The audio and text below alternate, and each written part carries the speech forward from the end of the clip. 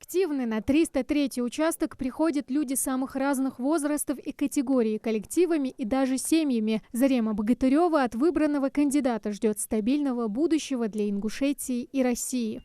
Это дело каждого гражданина страны. Не прийти, быть в стороне – это очень неправильно. Нужно от себя все зависящее сделать, выполнить свой долг.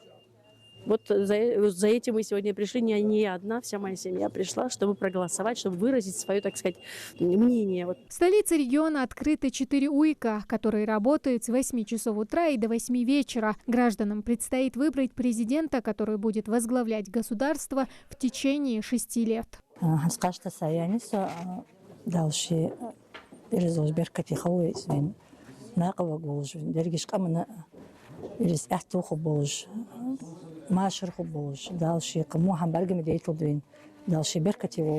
Выборы уже на финишной прямой. В Магасе право голоса есть у порядка 4000 избирателей. Воспользоваться своим конституционным правом на 303-м участке успели уже больше половины из этого числа.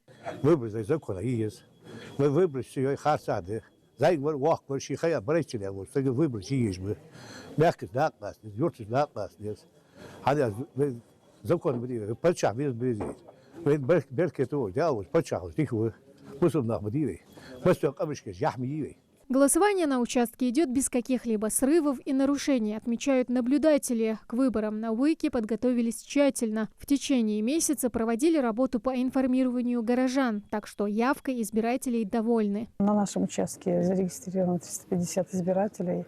Из них можно сказать, что 80% проголосовало. Все эти 3 дня активно идут наши избиратели. Мы им очень благодарны за это.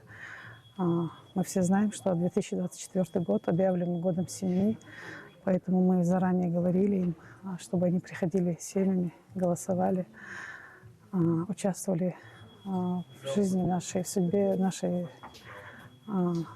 великой страны. В 13 часов по Москве последние избирательные участки уже закрылись на Дальнем Востоке и начался подсчет голосов. Но предварительные результаты станут известны только после того, как голосование завершится в самой западной части России – Калининградской области. Тамара Хшагульгова, Мухаммад Шаухалов, Магас 24.